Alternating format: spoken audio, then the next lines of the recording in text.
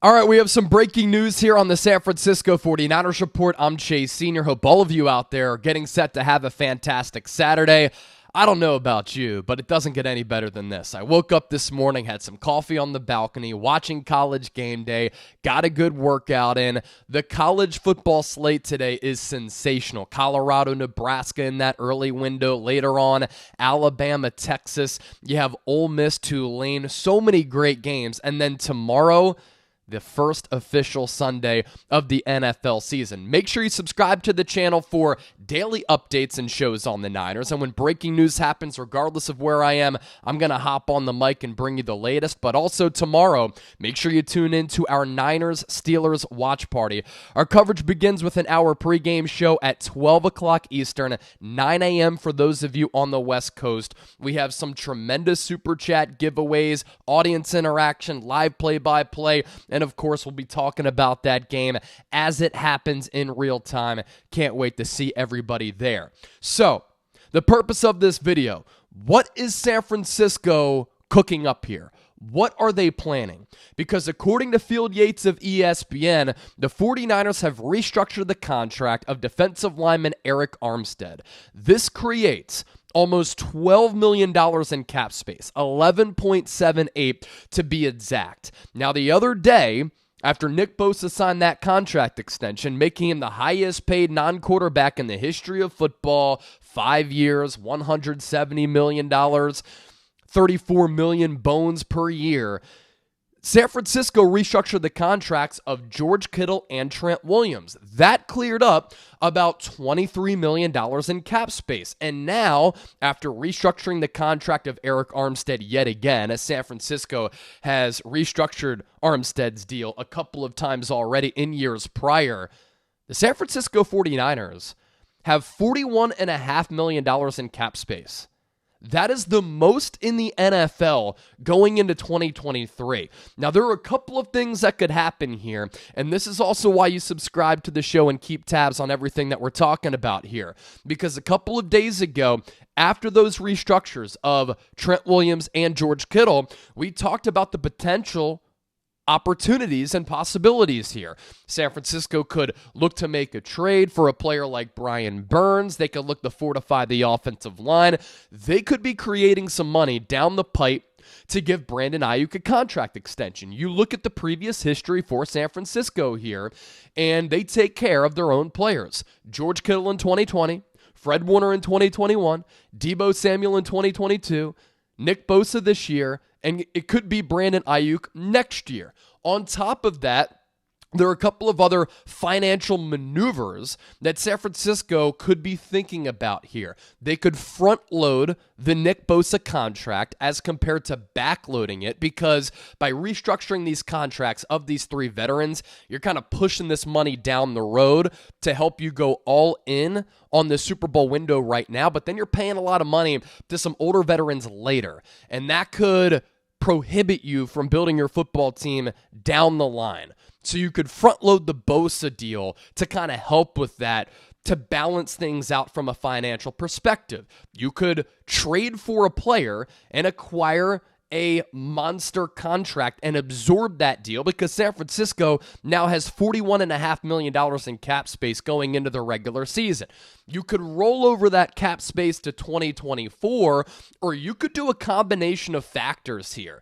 This is very fascinating for San Francisco, and I'm very intrigued to see what they're doing. I told you all along, the salary cap is real, but it's kind of not. And you can pull off these salary cap gymnastics in order to free up some money here. Everybody was talking about how San Francisco can't acquire a big new deal. There are moves that can take place to create cap space, and that's what San Francisco is doing here with all of these restructures, 3 of them to be exact. Kittle and Trent Williams to clear up about $23 million, and now you have the Arik Armstead restructure as well.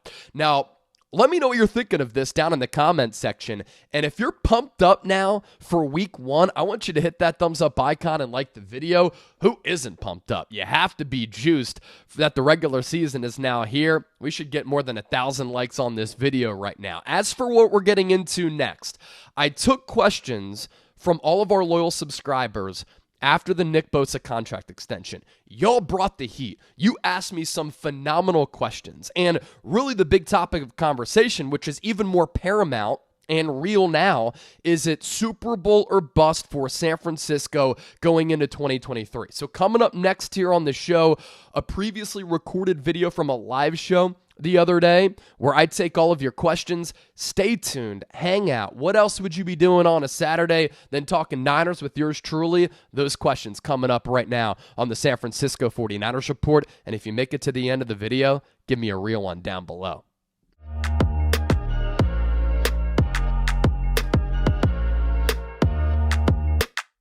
Coming up on today's San Francisco 49ers Report, the faithful reacts to Nick Bosa signing the largest contract in the history of the NFL for a non-quarterback. $34 million per year on this new 5-year deal. The fans are excited. Some have some concerns. So let's open up the floor and take all of your questions here. Adam with this one, $5 super chat coming in. With this signing, is this Super Bowl or bust? A lot of personnel changes next year, in my opinion.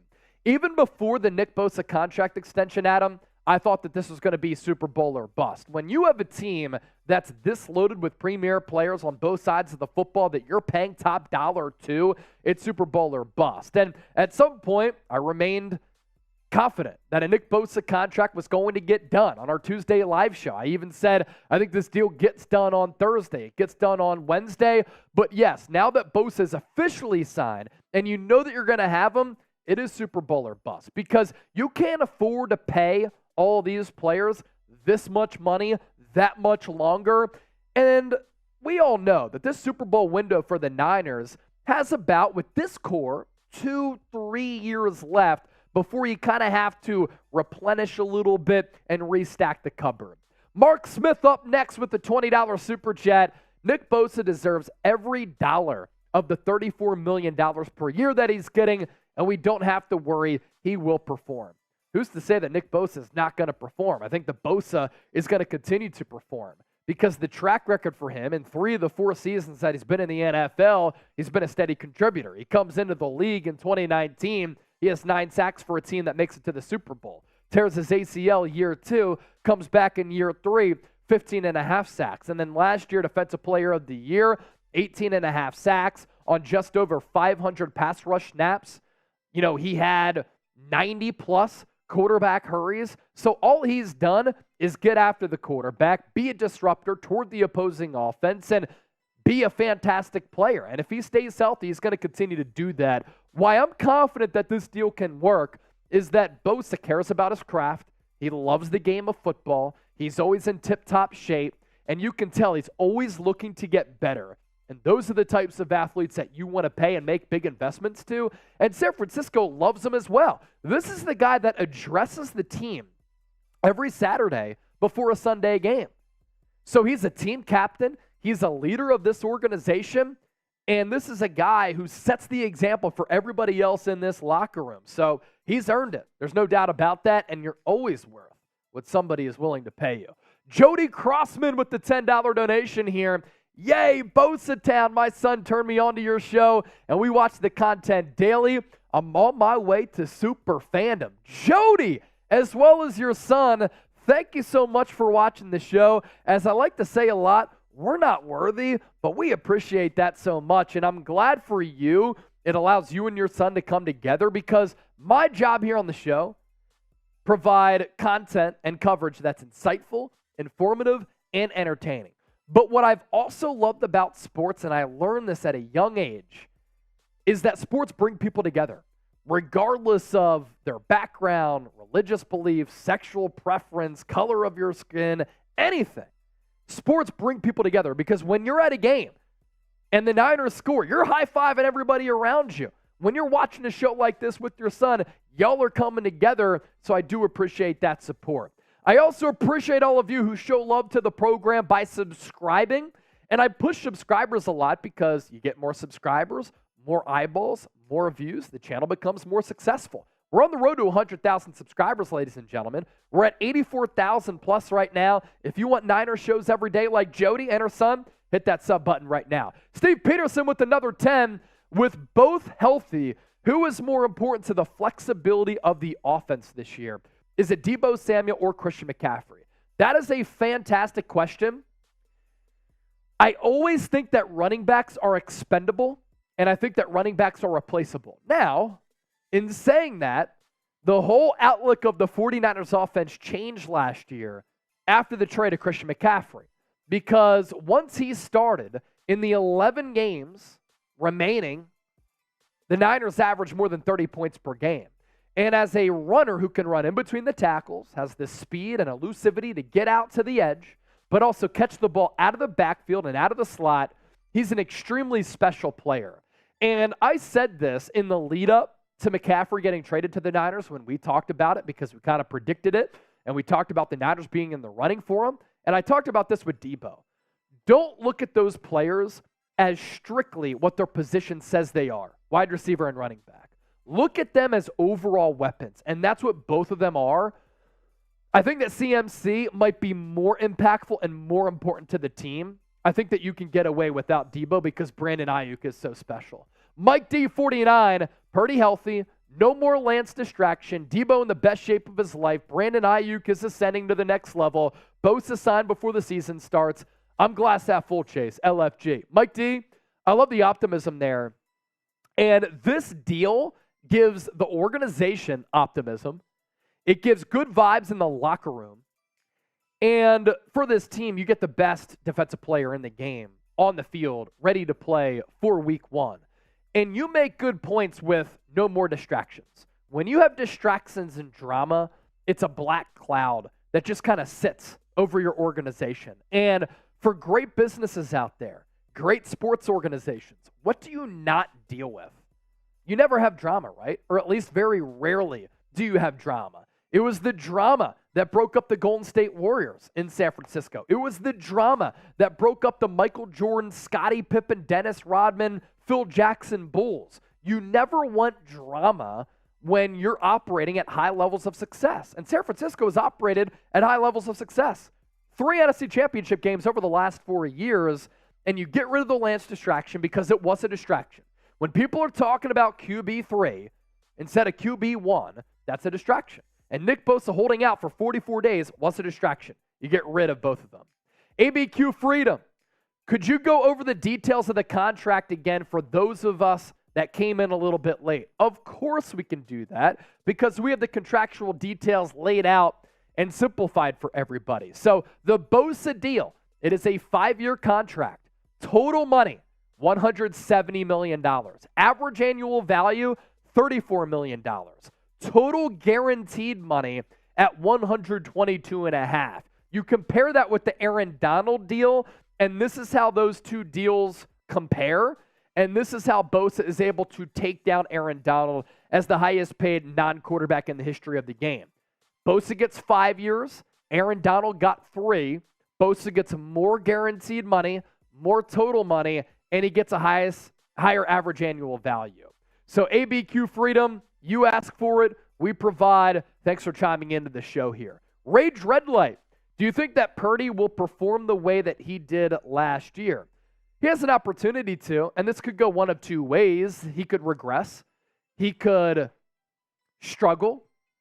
But with Kyle Shanahan, I think that he does such a good job with his scheme and system of scheming guys open, giving Purdy easy reads, wide open windows to throw to, and then you look at the complementary pieces that are on this offense right now. This team's loaded. You have Christian McCaffrey in the backfield. I like the backup running back situation with Elijah Mitchell, Jordan Mason, Ty Davis Price. You have one of the best tight ends in the game in George Kittle. Deebo Samuel, one of the best overall weapons. Brandon Ayuk is an emerging wide receiver in this game. Offensive line could ruin things a little bit, but will defenses adjust? They very well could, but it's also up to Shanahan and Purdy to counter-adjust to the adjustments that other teams will make to the San Francisco 49ers.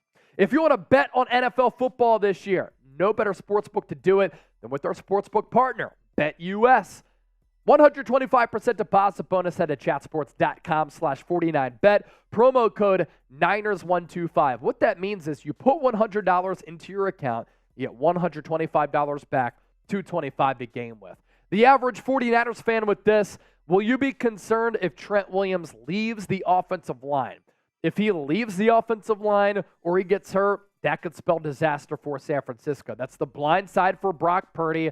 The backup left tackle is Jalen Moore, who really hasn't shown me anything going into year 3. He was a late-round pick out of Western Michigan, and he struggled mightily anytime he's seen regular season snaps, preseason snaps, or training camp snaps. And there is a massive drop-off going from Trent Williams to Jalen Moore. That's like going from, a high-level steakhouse to going to McDonald's. Like, you just can't compare the two because Trent Williams is the best left tackle in the game, and I was actually surprised that Jalen Moore made the roster.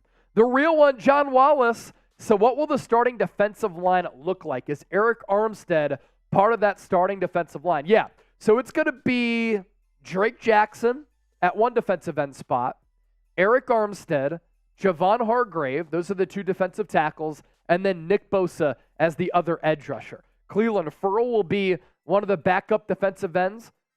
Austin Bryant will be a backup defensive end. So too will Kerry Hyder Jr. And then as backups, obviously, that's headlined by Javon Kinlaw at defensive tackle. Ernesto, what's the situation with our kickers? So here's the deal with the kicker situation for San Francisco as of this recording on Wednesday. Jake Moody is progressing well. Has a quad injury. And he's been able to ramp up his rehabilitation process. So that's good news. If he's okay, he will be the kicker Sunday in Pittsburgh against the Steelers week 1. If he's not ready to go, then Matthew Wright, who's on the practice squad right now, will get elevated from the practice squad, and on game day, he will be the Niners kicker. Why I like the move of bringing in Matthew Wright, he has experience kicking in Pittsburgh, 2 different stints with the Steelers. The average Niner fan with another one, what do you think about the Niners rating in Madden 24? So I'm not a video gamer, and I don't play fantasy football. It's been a while since I've done both. So I actually don't know what the Niners rating in Madden 24 is. You can inform me and you can let me know because usually I'm the one who's giving you the information, the average 49ers fan. So let me know down in the chat. Another reminder, subscribe to the show. When breaking news happens, we provide you with coverage. When Nick Bosa signed, we went live. Also, we're very interactive. We chop it up with the faithful out there, and that's why we're doing this mailbag here. Grade the Niners signing of Nick Bosa as well. Let's get that comment section going. A, B, C, D, or F. I think it's an A deal because Nick Bosa is a great player. The NFL salary cap is going to continue to increase. So the $34 million right now, I think will get taken down by Micah Parsons at some point in the future. And it's a lofty contract for sure, but if Nick Bosa stays healthy, he's going to be able to continue to stay productive. 5 years, 170, 34 mil per year, 122.5 in guaranteed cash. J-Dub, with an in-shape Debo, plus Christian McCaffrey, Brandon Ayuk, George Kittle, Jawan Jennings, and Brock Purdy, we should be a nightmare for defenses from week 1. Add in the savage defense, we're going places Niner gang. When you canvass the landscape of the entire National Football League, J-Dub, you'd be hard-pressed to find a more talented team than the Niners. I think that the Philadelphia Eagles might be a little bit more talented, and I think that their depth is a little bit better than the Niners because San Francisco has struggled a little bit in the NFL draft. But as far as the Niners starters go, this team's loaded. And that's why they've made it to 3 NFC Championship games in 4 years. That's why they have some of the best Super Bowl odds across the NFL, not just in the NFC. And you're right, this offense has some studs. Debo's one of one. Christian McCaffrey's one of one. Brandon Ayuk is such a clean route runner with some incredible footwork. George Kittle had 7 touchdowns in the last 4 weeks last year, 11 total on the season.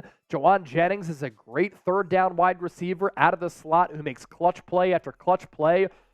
And let's give Brock Purdy his flowers. Brock Purdy played very, very well last year considering the circumstances, and that's why the Niners have gone all in on him being this team's QB1. If we didn't answer your question during this mailbag, you can hit me up on social media. I'm on Twitter, @Chase_Senior. I'm on Instagram, @Chase_Senior as well. And let me know what you think of the show. Don't be a stranger. And if you just want to chop it up in general, just hit me up on social media. You need to see the social media pages down below.